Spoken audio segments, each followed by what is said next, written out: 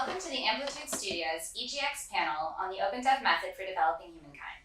My name is Natasha, I'm the Communication Manager at Amplitude, and today I'm here with Romain, who is the studio head and creative director, as well as William Dice, who is the lead designer on Humankind. Hello. A few weeks ago we wrapped up Opendev, and today we'll be here to talk about some of the challenges and some of the things we learned. So first of all, Romain, can you tell us a little bit about Humankind? Humankind is our dream project where we can actually play the full history of a civilization that we will create through combining a lot of cultures. So, for example, we could imagine, the history of our people being, first, Egyptians, then Greeks, and then Romans, then maybe French, and God knows what after. And yeah, it's huge. It's incredible. It spans through the whole history of humankind. And basically, taking a lot of what we learned in the past with our previous games, like in this Legend, for example, with the terrain, the battles, the economy. So it's basically 10 years of for extremes in one game. Yes. Speaking of Amplitude's history, Amplitude has a history of working with the community to create games. Could you tell us a little bit more about that? Yeah. So for us, when we created Amplitude, there are two things we really wanted to work on with the community. One, because in the past we had some bad surprises after shipping a game, when we realized that some features where we spent so much time on nobody cared about, and some features that people didn't like that actually could have fixed so easily.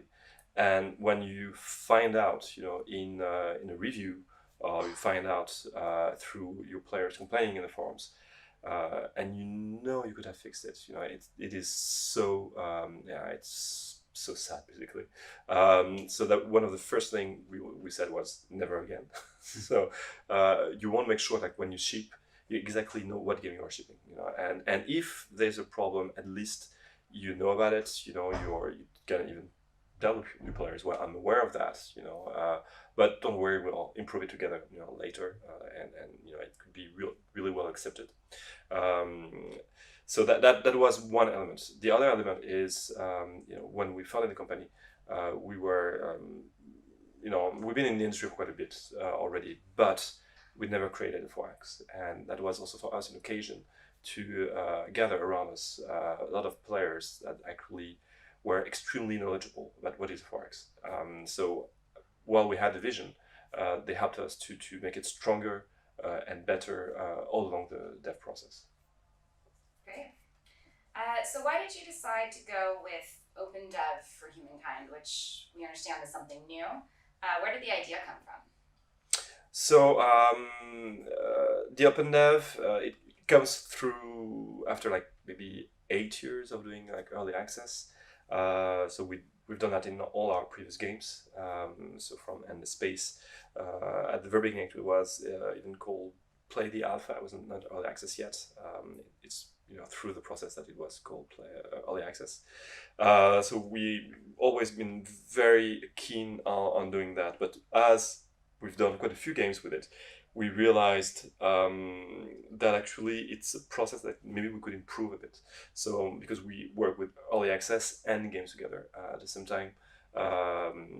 So one element is simply that we often been overwhelmed by feedback from the players, and it was difficult for us to work both on this overwhelming feedback and finish the game.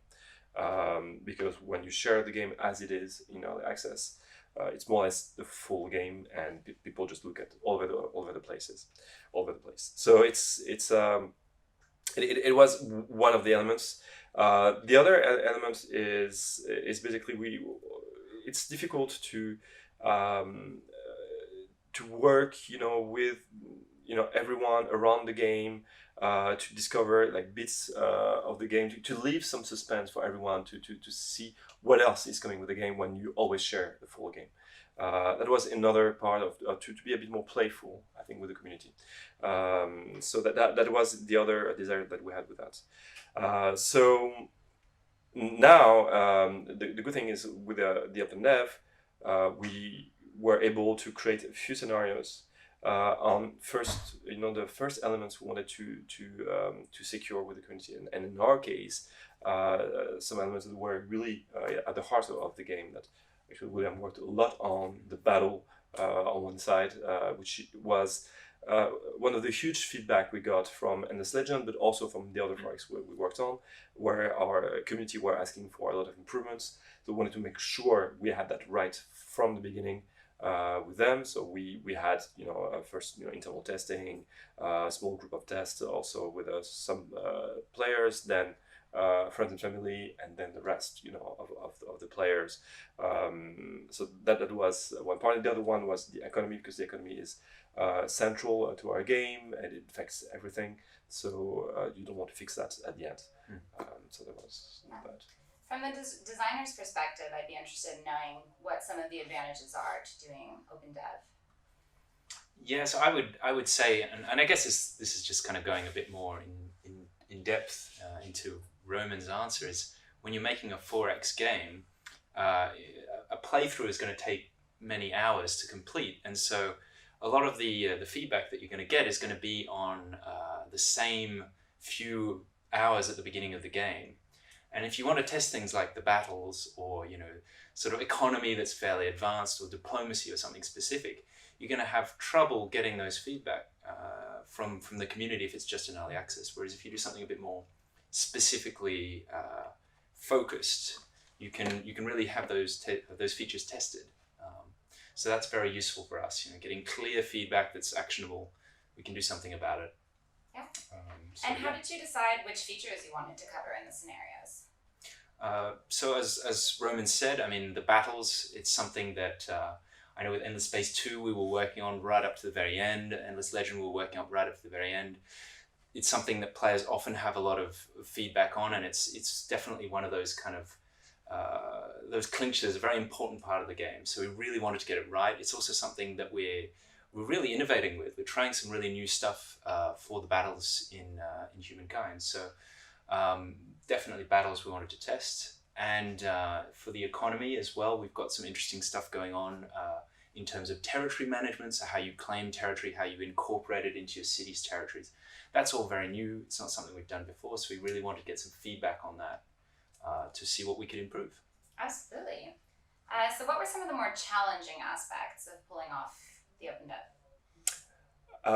I think one thing is, for me at least, I was so afraid that people will think it is a demo of the game, and I think I've been really annoying with everyone on it to make sure no one could mistake it for a demo of the game.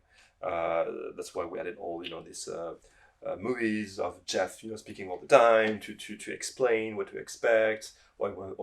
Often like text, to make sure that people understood. So that I think for me that was the biggest challenge, was to make sure that people knew what to expect. And just to be clear, what exactly are the differences between Opendev and a demo? So I think the primary goal of a demo is it should make you want to buy the game, right? So you have to make sure that whatever people will see, whenever they finish the demo, they say, okay, where do I buy the game? Which is not the case for us. It's not the goal of that. And so, for example, there could be elements in it that could be disappointing for a player, and that's all right, as long as we learn about it, so we can fix it and improve it. So whatever they see actually is not final, it's still being worked on. A demo should be really representative of the final game, which is again not the case here. So that's why it was very important people understood that it's not final. It's the goal is not to sell the game. Okay. Sorry. I was going to say from a more I suppose nuts and bolts point of view, in terms of the difficulties that were presented by this, we're specialists when it comes to designing procedural generation systems for creating worlds, galaxies, and so on. But, in terms of static level design, creating scenarios where everything is set up in advance, it's not something that the design team has done a huge amount of on past Amplitude games. So that's been quite an interesting learning experience. Building the scenario creation tools as well. It's all been very, very interesting. And the questions, coming up with the right questions, asking them in the right way so that you're not forcing people down a specific path, so the feedback that you get is really good. A lot of things are iterated on a huge amount. And of course, to kind of reconnect with the question of demo, what sort of difficulty do you want to have for this kind of thing? You don't want to make it too hard, but you also want to challenge people a little bit so that they feel that they're really testing the mechanics, the specific, if they don't need to leverage all the game rules, then they're not testing them. So you need a certain degree of difficulty. All interesting problems that we had to solve. Yeah, sounds difficult. And so what were some of the main points of feedback and improvement that came out of this from the community? So we had a lot of, I guess you would call them user experience, user interface feedback. So things that were not very clear to people that we need to improve. And obviously we're conscious of a lot of these things, but it's very useful to know specifically what needs to be improved so that we can really focus our efforts on those things. So specifically some things in the battle in terms of reinforcements that we're looking into. So a lot of interesting feedback there. Build queue on Yes. on the city management part of it. It's quite a lot of, but there's been some good stuff actually positive stuff that came as well, which to be honest I was not expecting, because again it's still under development, and with William and the rest of the team, we only see all day long the huge list of bugs we have to fix, the huge list of improvements we have to do. So when you ask to share a portion of the game at that stage, when you look at the game, you just see everything that doesn't work. Don't look at me! Don't look at me! So it's definitely surprising, and was very, very, very good for them all actually to see how people reacted positively. So for example, on the first demo, we had only 0.2% of the players who didn't like the Opendev. So I'm sure for many reasons, and was extremely surprising. I would have expected to see a much higher number than that. Of course, you could maybe say that if people came to try it out, maybe also it's because they loved 4X and historical 4X, so they were already more likely to enjoy it. But still, it felt really good, and realized that okay, so we probably are on the right track. Yeah, absolutely. I mean, we got the same feel from the community side of things as well. People were very enthusiastic about even having the chance for us all to try it out early on and be able to give us feedback, but they seem to really like the scenarios as well, although some found them difficult. So what are some of the changes you are implementing as a result of Opendev?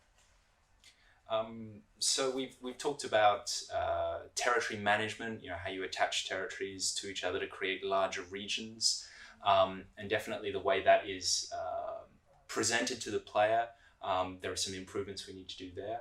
Roman was talking about build queues. I was talking before about how reinforcements work. So we've got a lot of things that we're looking at improving in terms of really how things are presented, how the player interacts with them.